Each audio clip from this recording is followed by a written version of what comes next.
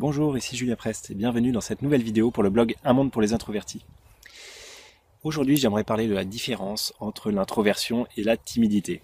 Alors, c'est un sujet que beaucoup d'entre vous, si vous suivez déjà mon blog, connaissent bien, mais j'ai souhaité refaire une vidéo et encore aborder ce sujet parce que je vois encore et encore dans des commentaires, dans des emails que je reçois, qu'il y a encore et toujours confusion là-dessus.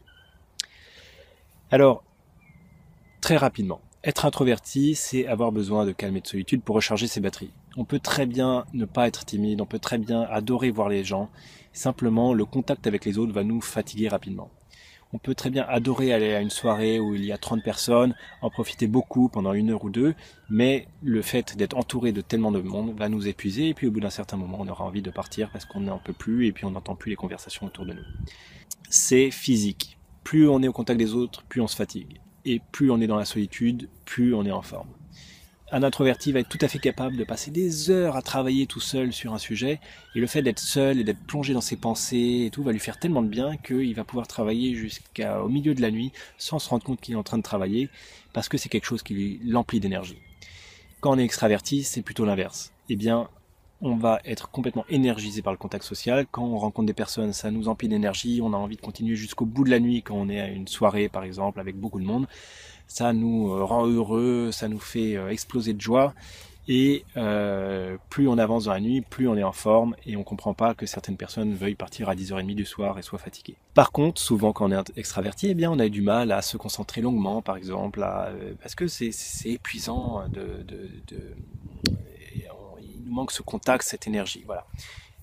C'est typiquement dans une entreprise, le manager extraverti va avoir tendance à vouloir organiser beaucoup de brainstorming, de réunions où on va discuter, où on va simplement discuter des choses pour avancer dans la réflexion, parce qu'ils ont besoin de parler pour faire avancer leur réflexion. Les introvertis vont avoir beaucoup de mal avec ce type de rencontre parce que lorsque on parle, eh bien, ils n'arrivent pas à mettre en place leur idée. Ils ont besoin d'intérioriser, de réfléchir avant de dire leur réponse. Et quand il y a tellement de monde autour d'eux, de bruit, d'interaction, eh bien ils ont du mal à entendre tout ce qui se passe, à avoir le temps d'intérioriser, de formuler leur réponse et de la faire. Ça n'a rien à voir avec la timidité. Ils n'ont pas forcément peur de dire leur avis, simplement ils n'arrivent pas à le formuler assez rapidement. Donc voilà pour l'introversion et l'extraversion. Quand on est timide, souvent quand on est timide, c'est qu'on a eu des mauvaises expériences. Et la timidité, c'est fondamentalement une peur. Hein. C'est une peur d'aller vers l'autre, c'est la peur de paraître bête, c'est la peur d'être différent, de ne pas savoir quoi dire, etc. Voilà. Alors, il y a souvent un amalgame parce qu'évidemment, quand on est introverti, beaucoup d'introvertis sont timides. Parce que quand on est introverti, souvent, on vit dans cette société extravertie où être plutôt discrète, plutôt dans la solitude, eh bien, c'est souvent pas très bien vu. Ce qui est bien, surtout en France et puis en Amérique du Nord, je pense que ça doit être un peu similaire au Canada.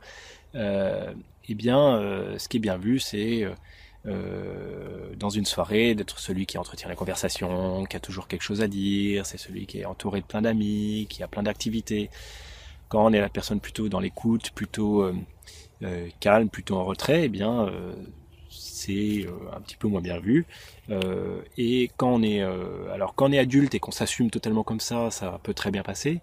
Quand on est enfant et qu'on a des parents qui comprennent pas bien cette manière de fonctionner, eh bien les parents peuvent nous pousser un peu trop à sortir, à aller voir nos petits camarades, tu vas pas rester quand même tout seul dans ta chambre, etc.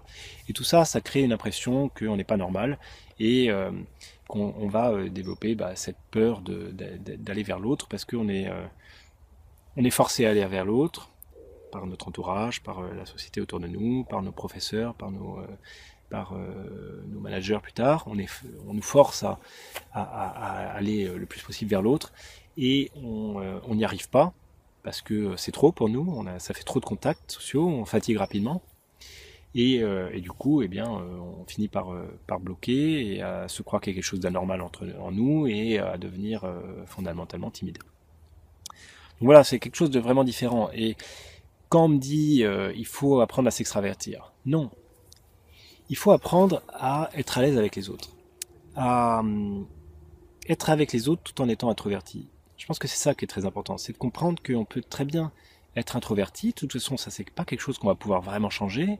Il y a des gens qui vont changer un petit peu au cours de leur vie, qui vont passer de très introverti à un peu moins introverti, ou de moyennement introverti à peu introverti.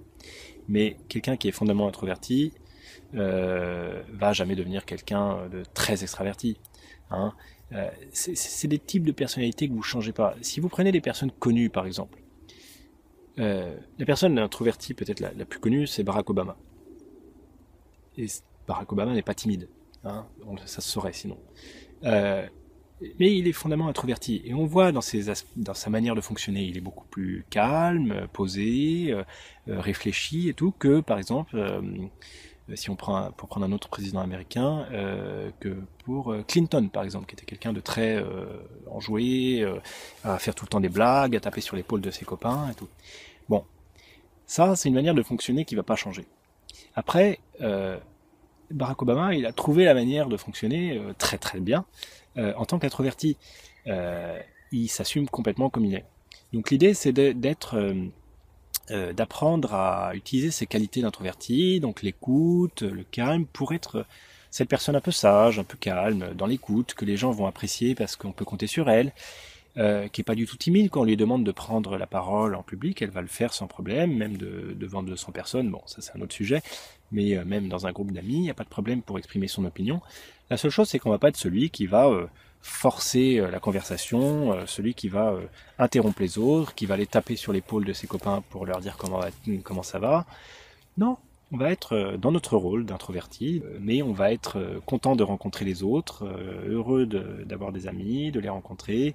On va être souriant, on va être à l'aise avec eux, on va les écouter, on va dire notre avis une fois de temps en temps, un peu moins souvent que les autres parce que c'est dans notre tempérament d'être plutôt dans l'écoute que dans la parole. Et voilà. Donc je pense que c'est très important de bien comprendre cette différence entre introversion et la timidité. C'est pour ça que je prends encore une fois le temps de l'expliquer, parce que si on confond, eh bien, il n'y a rien de pire pour se sentir mal et pour perdre confiance en soi. Si on nous pousse à agir différemment, c'est pas notre rôle et on n'y arrivera jamais très bien. On peut apprendre à le faire, bien sûr. Beaucoup d'introvertis ont appris à le faire parce qu'ils sont un peu poussés par le modèle ambiant qui veut ça. Mais on sera jamais aussi bon que les autres et on aura toujours un malaise de sentir que c'est pas nous. Donc c'est la mauvaise voie. C'est encore une fois ce monde extraverti qui nous pousse qui est intolérant envers différentes manières d'être. Je vois souvent les introvertis comme une communauté un peu comme une minorité qui fonctionne différemment de la majorité et qu'il faut accepter telle qu'elle est. Et cette minorité doit apprendre à s'affirmer telle qu'elle est et à pas se laisser dire par la majorité que la manière dont elle fonctionne n'est pas bonne et qu'elle devrait s'adapter à la manière de fonctionner de la majorité. Voilà, c'est tout pour aujourd'hui. J'espère que cette vidéo vous aura inspiré, que ça aura bien clarifié la différence entre la timidité et l'introversion. Si vous avez aimé cette vidéo, n'hésitez pas à laisser un petit vote positif au-dessus de la vidéo, ça me fera très plaisir. Et ça me fera aussi très plaisir de recevoir des commentaires de votre part, des réactions par rapport à cette vidéo. Si vous n'êtes pas d'accord, on peut en discuter dans les commentaires. Je suis là pour répondre à vos questions et continuer dans mes explications. Et puis, si ce sujet vous intéresse et que vous le découvrez, n'hésitez pas à télécharger mon petit guide du bonheur à l'usage des introvertis.